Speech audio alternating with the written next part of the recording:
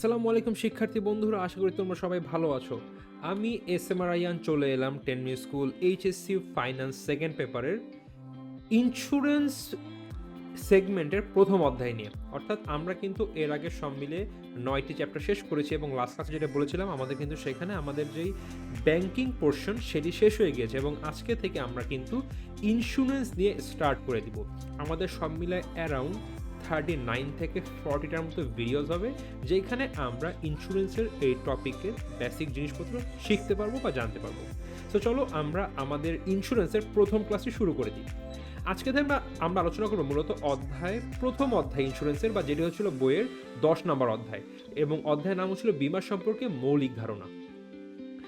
আলোচ্য বিষয় হচ্ছিল বীমার ধারণা, সংজ্ঞা ও প্রয়োজন। আচ্ছা, আমি বললাম 10 নম্বর অধ্যায়। আমি যখন পড়াচ্ছি এই সময় বা এই বছরের যে বইগুলো আছে সেইখানে 10 নম্বর অধ্যায় বীমা শুরু হয়েছে। হতে পারে আগামী বছরগুলোতে এই অধ্যায় আগিয়ে আসছে বা পিছিয়ে যাচ্ছে, এটা হতে পারে। বাট আমি যখন আজকে ক্লাসটি ভিডিও করছি বা এইবারের যেই আমাদের পুস্তকগুলো আছে সবগুলো বইয়ে, সেইখানে কিন্তু 10 থেকে এই বীমার অধ্যায় শুরু হচ্ছে। আচ্ছা, তো আজকে আমাদের আলোচ্য বিষয় হচ্ছিল বীমার ধারণা, সংজ্ঞা ও প্রয়োজনীয়তা। এইটা খুবই ইম্পর্টেন্ট, কজ আমরা আগামী 3-4টা অধ্যায় এই অধ্যায় সহ আরও 3টি বা 4টি অধ্যায় পড়বো। সব মিলিয়ে 14 পর্যন্ত অধ্যায় আছে আমাদের বইয়ে। সো এই পর্যন্ত আমরা মূলত কিন্তু জানতে পারবো সব কিছুই বীমা রিলেটেড। এখন এইখানে আমরা ইনিশিয়ালি একটা বীমার বেসিক সম্পর্কে জানবো, দেন আস্তে আস্তে অগ্নি বীমা, তারপর হচ্ছিল নৌ বীমা, এই টপিকগুলো সম্পর্কে জানবো। তো আমাদের বীমা জিনিসটা কি ইন এ হোল আমাদের কিন্তু এইটা প্রপারলি জানতে হবে, আদারওয়াইজ কিন্তু আমরা আগামীতে গিয়ে একটু কনফিউজ হতে পারি, কেন এটা এরকম হলো, কেন অগ্নি বীমা এটা হচ্ছে, কেন নৌ বীমা এটা হচ্ছে, বা কেন জীবন বীমা এরকম হচ্ছে। তো বন্ধুরা চলো আমরা শুরু করে দিই।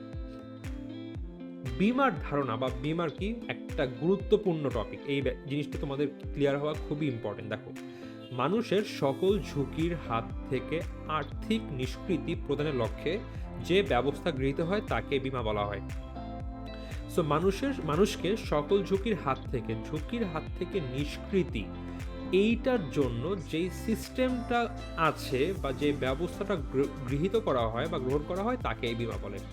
কিন্তু এইটা কিন্তু সংজ্ঞায় দিলে আমাদের পারফেক্ট সংজ্ঞা হবে না, কজ এইখানে জাস্ট বলা আছে বীমা জিনিসটা কি। বাট আমরা কিন্তু অনেক আগে বলেছিলাম যে একটা ভালো সংজ্ঞা হতে হবে, সেইটি একটা ভালো সংজ্ঞা হবে যেখানে একটা বিষয়বস্তুর ইম্পর্টেন্ট বৈশিষ্ট্যগুলো ইনক্লুড করা থাকবে। দেখো এখানে দেখি, বীমা হলো এক ধরনের লিখিত চুক্তি। বুঝতে পারলাম, এটা এক প্রকার চুক্তি যেটা অবশ্যই লিখিত হবে, যেখানে বীমাপত্র গ্রহীতা নির্দিষ্ট, অর্থাৎ একটা পক্ষ বীমাপত্র গ্রহীতা বা বীমা গ্রহীতা নির্দিষ্ট প্রিমিয়ামের বিনিময়ে তার সম্ভাব্য ঝুঁকির ভার বীমাকারী ব্যক্তি বা প্রতিষ্ঠানের উপর অর্পণ করে। সো কি বোঝা যাচ্ছে দেখো, বীমা একটা, আমি একটু আমার ইম্পর্টেন্ট বৈশিষ্ট্যগুলো একটু হাইলাইট করে ফেলি, একটা লিখিত চুক্তি যেখানে বীমা গ্রহীতা একটা পক্ষ একটা নির্দিষ্ট প্রিমিয়ামের বিনিময়ে সম্ভাব্য ঝুঁকির ভার আর একটা পক্ষ বীমাকারী ব্যক্তি বা প্রতিষ্ঠানের উপর অর্পণ করবে। সো কি হবে, একটা পক্ষ অন্য পক্ষের উপর তার যে সম্ভাব্যের ঝুঁকির হার সেটি অর্পণ করবে, এবং এইটা কি একটা লিখিত চুক্তি হবে। এবং এই যে একটা পক্ষ অন্য একটা পক্ষর যে ঝুঁকির ভারটা নিয়ে নেবে, এমনি নেবে না, ধর বাবা ছেলের মানে কোনো সম্পর্ক না, যে এখানে কোনো গিভ অ্যান্ড টেক নেই, জাস্ট ভাই তুমি আমার সন্তান, তোমার এই দায়িত্ব আমি নিয়ে নিলাম, এটা তো হবে না, তাই না? নিশ্চয়ই কিছু দেওয়া লাগবে। কি দেওয়া লাগবে? প্রিমিয়াম দেওয়া লাগবে। এখন সবচেয়ে কনফিউজিং যে ব্যাপারটা আমার অনেক দিন পর্যন্ত হয়েছিল, আমি বারে ভুলে যাই, দুটি পক্ষ থাকে, একটা পক্ষ বীমাকারী, একটা পক্ষ বীমা গ্রহীতা। একটা পক্ষ হচ্ছিল যে গিয়ে বীমার সার্ভিসটা নেয়, আর একটা পক্ষ ছিল যে সার্ভিসটা প্রদান করে, অর্থাৎ বীমা কোম্পানি। কারণ আমি বারেবার কনফিউজড হয়ে যাই, ভাই কোনটাকে, বীমা গ্রহীতা কি সেই ব্যক্তি যে সার্ভিস নেয়, নাকি যে প্রতিষ্ঠান যে সার্ভিসটা দেয়? দেখো আমি জাস্ট লিখে দেই, খুব ভালো মতো মাথায় রাখবা।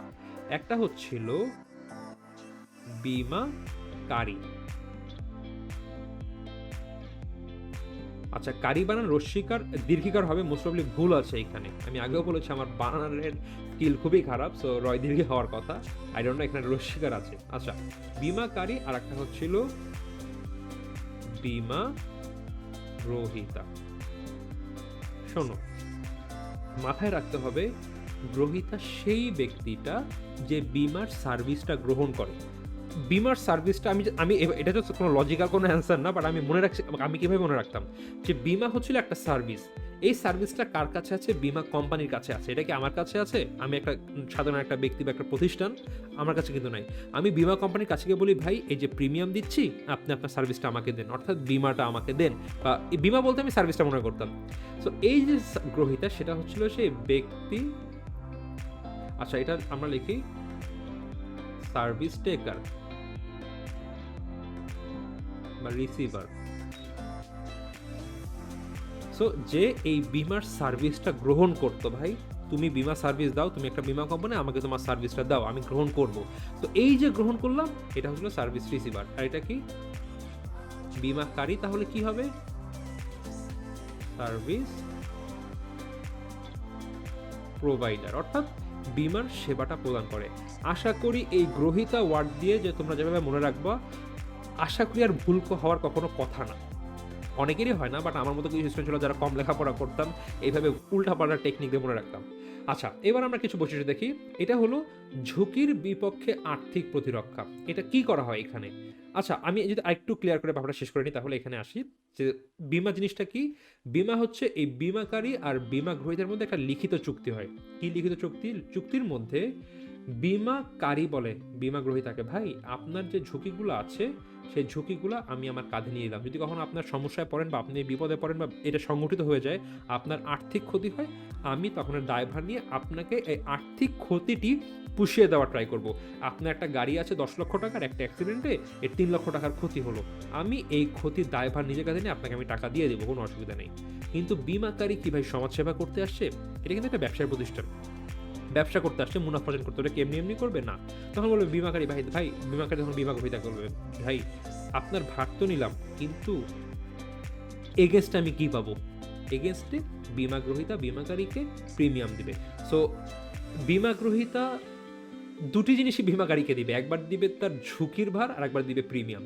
সো আশা করি তোমরা এবার বুঝতে পেরেছো বিমাটাকে, এবং সংজ্ঞা যদি এটা লেখো, আশা করি কখনো কোথাও কাটাকাটি করবে না, সঙ্গে ফুল নাম্বার পেয়ে যাবে। এবার কি? ঝুঁকির বিপক্ষে আর্থিক প্রতিরক্ষা অবস্থা। সো বিমা গ্রহীতা কি করে? তার ঝুঁকির ভার অন্য একটি ব্যক্তিকে দিয়ে দেয়। এর মানে কি এমন যে আমি হয়তো রাস্তায় গিয়ে অ্যাক্সিডেন্ট করলাম, আমার গাড়িতে গুতা লাগলো, এটা না লেগে ওই বিমা কোম্পানির গাড়িটা ভচকায় যাবে, এরকম হবে? এরকম কিন্তু কিছুই না। আমার গাড়িটি ভচকাবে, আমার গাড়িটি ভাঙবে, কিন্তু এই যে ক্ষতি হলো, ক্ষতির টাকাটি বিমাকারী প্রতিষ্ঠান দিয়ে দেবে। মানে তারা আমাকে আর্থিক প্রতিরক্ষা দিচ্ছে, এবং বিমা হলো একটা ঝুঁকির বিপক্ষে আর্থিক প্রতিরক্ষা ব্যবস্থা। ব্যক্তিবর্গের মধ্যে ঝুঁকি বন্টন হয়। কার মধ্যে ঝুঁকি বন্টন হয়? একাধিক ব্যক্তির মধ্যে এই ঝুঁকিটি বন্টন হয়ে যাবে। আমরা এই টপিকটি আরও খুব প্রপারলি পরে পড়ব। জাস্ট আপনারা ধরে রাখো, এই বিমার যখন ঝুঁকিটা হয়, তখন একাধিক ব্যক্তির মধ্যে এটি বন্টন হয়ে যায়।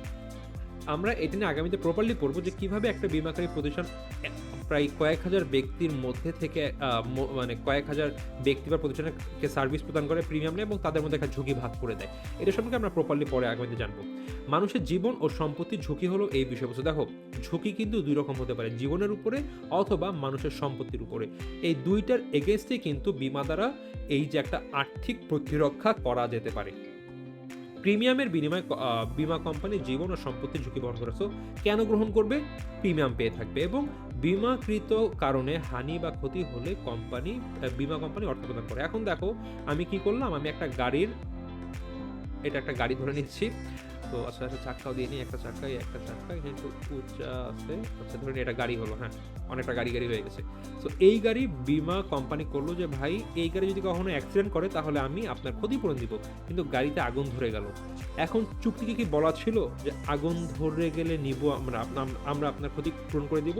না, সেখানে বলা ছিল যে যদি অ্যাক্সিডেন্ট করে কোনো সমস্যা, তখন আমরা আপনার ক্ষতিপূরণ করবো। সো এটাকে বলা হচ্ছে বিমাকৃত কারণ, যে বিমা পত্রে কি কি কারণে ক্ষতি হলে বিমাকারী বিমা গ্রহীতাকে আর্থিক ক্ষতিপূরণ করবে, সেই বিষয়গুলো লেখা থাকবে। সো ওইগুলাই হচ্ছিল বিমাকৃত কারণ, এবং এর ফলে যদি কোনো ক্ষতি হয় বা সমস্যা হয়, তখনই বিমা কোম্পানি অর্থ প্রদানে বাধ্য থাকে। আশা করি বিমার ধারণে তোমাদের আর কোনো সমস্যা নেই। এইবার এইটার প্রয়োজনীয়তা সম্পর্কে জানবো, বা এর গুরুত্ব সম্পর্কে জানবো। এখন এই বিমার প্রয়োজনীয়তা গুরুত্ব কিন্তু এক এক পক্ষে এক এক প্রকার। মানুষের পক্ষে একরকম, সমাজের জন্য দেখলে অন্যভাবে ইফেক্ট করতেছে, বা একটা প্রতিষ্ঠানের জন্য ভিন্ন রকম। আমরা এখন প্রত্যেকটা পার্সপেক্টিভ থেকে জানবো। প্রথমে হচ্ছিল ব্যক্তিগত জীবনে বিমার গুরুত্ব। আর্থিক নিরাপত্তা।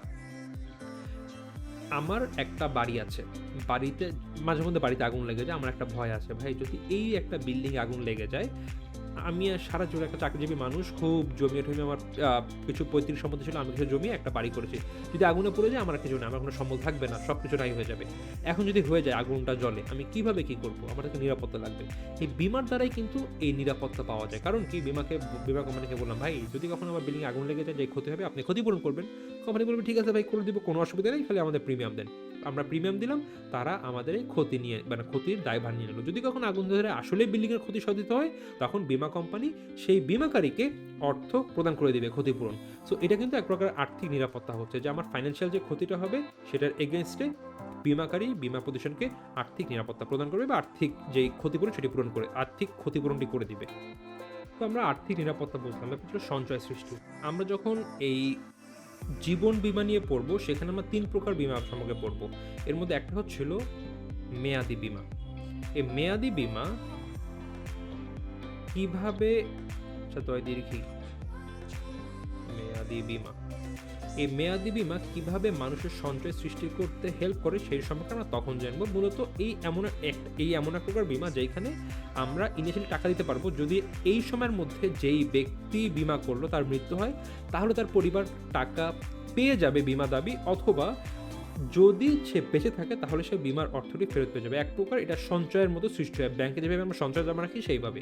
বিনিয়োগের সুযোগ লাভ, মনে করো এটা চিন্তাই করো, এই যে মেয়াদি বীমা যে জমা রাখলাম, যদি এর মধ্যে বীমা গ্রহীতা ব্যক্তির মৃত্যু না হয়, তখন কিন্তু সে সেই টাকাটি ফেরত পাবে। এবং দেখা যায় অ্যামাউন্ট অনেক বড় হয়ে যায়, কারণ সে হয়তো 8 বছর, 10 বছর বা 20 বছর ধরে অল্প অল্প অল্প করে বীমা প্রিমিয়াম দিয়েছিল, এবং সেটা যখন একত্রে আসলো একটা বড় পরিমাণ অ্যামাউন্ট হয়, এবং সেটা কিন্তু সে চাইলেই বিনিয়োগ করতে পারে বিভিন্ন সেক্টরে।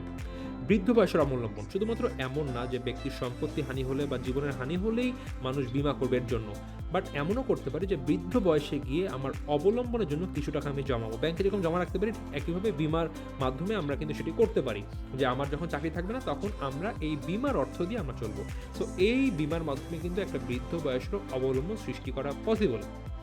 মানসিক প্রশান্তি, একটা ব্যক্তি তার পরিবারে তার সন্তান আছে এবং তার ওয়াইফ আছে, এবং বা তার পরিবার আছে একটা, সে হচ্ছিল একমাত্র আর্নিং পার্সন, যেটা বাংলাদেশে বা আমাদের দেশে বেশিরভাগই হয়, যে একজন আর্নিং পার্সন থাকে, পাশে হাউস ওয়াইফ থাকে, বা এবং সাথে তাদের সন্তান থাকে, বা এরকম হতে পারে যে ওয়াইফ হচ্ছিল হয়তো বা পিতা নাই, বা দুজনেই কাজ করে, হাজব্যান্ড ওয়াইফ, বা সন্তানরা আছে।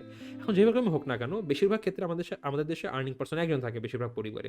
এখন যদি এই বিষয়টা এমন হয়ে থাকে, মানে তাদের চিন্তা কিন্তু আসবে মাথায় এটা, যে যদি আমার কিছু হয়, মানুষের মৃত্যু যখন তখন হতে পারে, যে কোনো সময় সে অ্যাক্সিডেন্ট করে একদম কাজ করার জন্য অক্ষম হয়ে যেতে পারে, হয়তো বা সারা জীবনের জন্য বিছানায় পড়ে যেতে পারে, যে আমি আর কাজ করতে হচ্ছে না বা কাজ করতে পারবে না, একটা অ্যাক্সিডেন্ট করে, এরকম হতেই পারে। এই অবস্থায় তার পরিবার কি করবে? সে যখন মাত্র আর্নিং পার্সন ছিল পরিবারের জন্য, তখন তার পরিবারের কী হবে? সো এই বিষয়টা কিন্তু সবসময় একটা মানুষকে তাড়া করে বেড়ায়। বাট যখন সে জানবে যদি আমি কখনো অসুস্থ হয়ে যাই, যার ফলে আমি কোনো ইনকাম করতে পারবো না, অথবা আমার যদি মৃত্যু হয়, এমন অবস্থায় একটা কোম্পানি আমার পরিবারকে এতদিন পর্যন্ত, হয়তো আমার মৃত্যুর পরে 15 বা 20 বছর পর্যন্ত প্রতি মাসে একটা নির্দিষ্ট পরিমাণ অর্থ দিয়ে যাবে। যখন আমি জানবো এটা হবে, তখন কিন্তু একটা মানসিক প্রশান্তি পাওয়া যাবে, কারণ আমি না থাকলেও আমার পরিবারের কোনো আর্থিক সমস্যা হবে না। সো এইটা কিন্তু একটা বিশাল বড় মানসিক প্রশান্তির ব্যাপার, বা এইটা কীভাবে সৃষ্টি হয়? শুধুমাত্র বীমার মাধ্যমে। তো এটা ছিল ব্যক্তিগত জীবনে বীমার গুরুত্ব, বা একটা বীমা একটা ব্যক্তিগত লাইফে কী কী ইম্প্যাক্ট রাখে। এবার দেখবো একটা ব্যবসা সম্প্রসারণে বীমার গুরুত্ব। দেখো, ঝুঁকিগত প্রতিবন্ধকতা, বা ব্যবসার সম্প্রসারণ না বলে আমরা বলতে পারি ব্যবসার ক্ষেত্রে বীমার গুরুত্ব। জাস্ট আমরা কেটে দিই এটা, ব্যবসার সম্প্রসারণ না দিয়ে, বই আছে সম্প্রসারণ, বাট আমরা বলতে পারি ব্যবসায় বীমার গুরুত্ব। দেখো, ঝুঁকিগত প্রতিবন্ধকতা হ্রাস, একটা কোম্পানির মালিককে সবসময় এটা তাড়া করে বেড়া যায়, ভাই যদি কোম্পানিতে আগুন লেগে যায়, বা এই সমস্যা হয়, বা এই জিনিস নষ্ট হয়ে যায়, বিশাল মেশিন নষ্ট হয়ে গেলে আমি কী করবো? এক প্রকার ঝুঁকি থাকেই সবসময়। তো এইসব ঝুঁকি কিন্তু সে চাইলেই একটা বিমাপত্রের মাধ্যমে দূর করতে পারে, যে যদি কোম্পানিতে আগুন ধরে বিল্ডিংয়ের সমস্যা হয়, সে এই অর্থ বীমা কোম্পানির কাছ থেকে অর্থ পেয়ে যাবে, বীমাকারী প্রতিষ্ঠানের কাছ থেকে। বা এটা চিন্তা করলো, আজকে যদি আমার কোম্পানিতে কিছু হয়ে আমার শ্রমিকের কিছু হয়, মাঝে মধ্যে হয় না গার্মেন্টস যে বিভিন্ন শ্রমিকের মেশিনের জন্য হয়তো বা মেশিনারিজের জন্য হাত পা কেটে যায়, বা তারা আহত হয়, বা হতে পারে আগুন লেগে সমস্যা হতে পারে, যদি এরকম এইসবও কিন্তু শ্রমিকদের জন্য কিন্তু মালিকদের মাথায় থাকে, যদি ওদের কিছু হয় তখন আমাদের কী হবে, বিকজ ওদের ক্ষতি হবে প্লাস আমাদেরও ক্ষতি হবে, তো আমার শ্রমিক যদি ও কিছু হয়, আজকে মারা যায় বা অসুস্থ হয়, তখন কিন্তু সেই দায়ভার আমাকে নিতে হবে এবং আমার কোম্পানির জন্য ক্ষতি। সো এইসব কিন্তু চাইলে ইজিলি একটা বিমা পত্রের মাধ্যমে দূর করা যায়। বিনিয়োগের উৎসাহ সৃষ্টি। বিনিয়োগের ক্ষেত্রে সবচেয়ে বড় যে ধারণা, ঝুঁকি হলে কি হবে ভাই? ঝুঁকি বলতে আমি ব্যবসাটি করবো, এটা কি লাভ হবে নাকি লস? এই ক্ষেত্রে এটা ঝুঁকি বলা যাবে না, কজ ব্যবসা লাভ লস হবে, এখানে বিমা করা যাবে না। আমরা পরবর্তীতে পড়বো যে কোন কোন বিমা, মানে কোন কোন ঝুঁকিকে বিমা করা যায়, কোন কোন ঝুঁকিকে বিমা করা যায় না। বাট অন্য আমি ব্যবসা করতে গেলে আমি একটা করলাম বিল্ডিং যেটা এখানে খাটলো না, তখন কি হবে?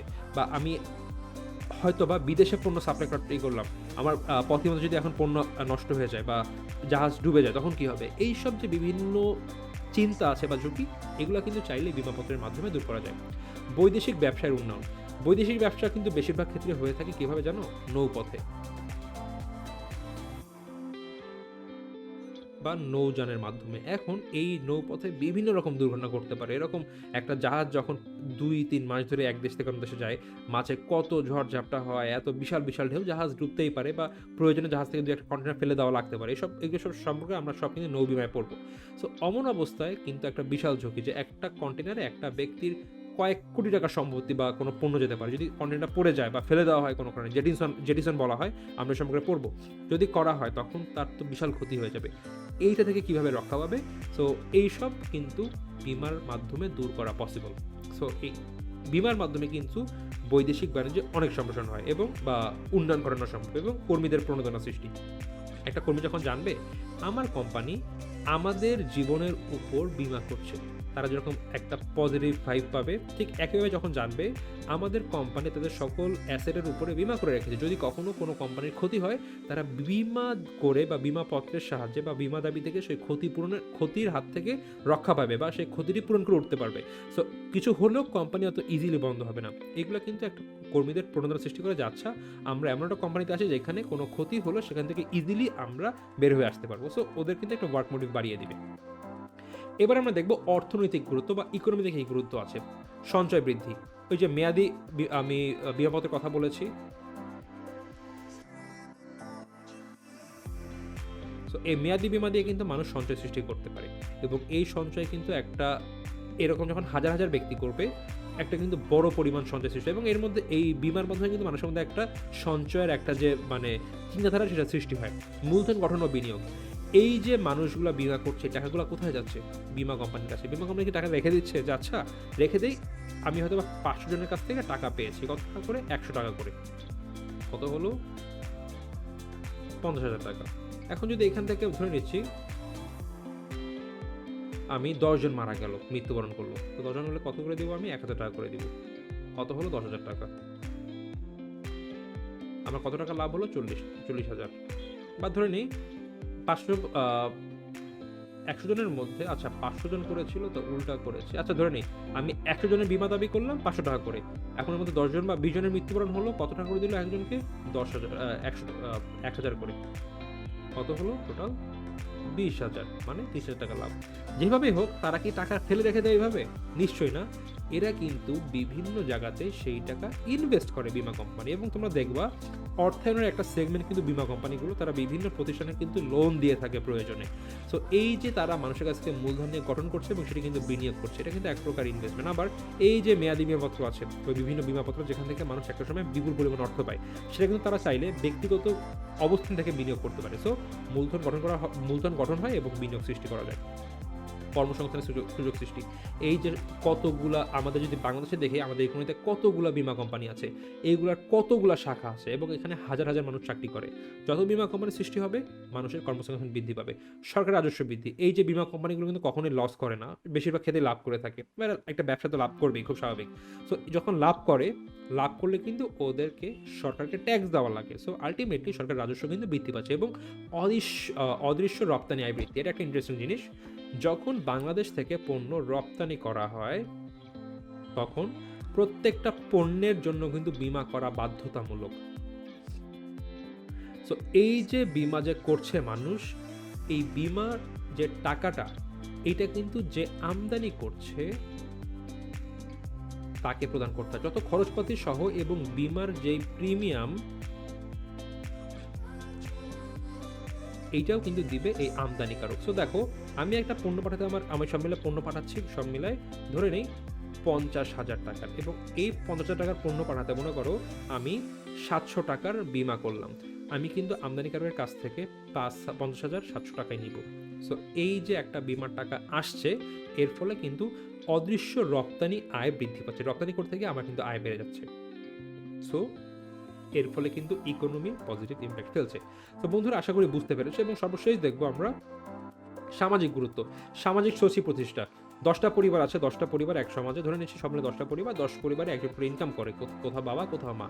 এখন এদের সবাই চিন্তা, যদি তারা কিছু হয়ে যায়, তারা মৃত্যুবরণ করে বা কোনো কাজ করতে অক্ষম হয়ে পড়ে, তখন পরিবারে কী হবে? সবাই যখন জানবে ভাই আমাদের বিমা করা আছে, আমাদের যদি অসুস্থ হয়ে পড়ি অথবা যদি আমরা মৃত্যুবরণ করি, আমাদের পরিবারকে একটা কোম্পানি এসে প্রতি মাসে মাসে টাকা দিয়ে যাবে। সো ওভারঅল কিন্তু সবাই একটা মেন্টালি স্যাটিসফাইড থাকবে বা শান্তি থাকবে, এবং এর ফলে কিন্তু ওভারঅল একটা সামাজিক শান্তি প্রতিষ্ঠা হবে। নাগরিকের সচেতনতা বৃদ্ধি। এই যে বিমা কোম্পানি যখন বিমাগুলো করে, তারা কিন্তু এমন না আচ্ছা ভাই আপনার বিল্ডিং আগুন লাগলে আমরা আপনাদের সাহায্য করবো, বিমা কোম্পানি কিন্তু এখানে থেকে যায় না।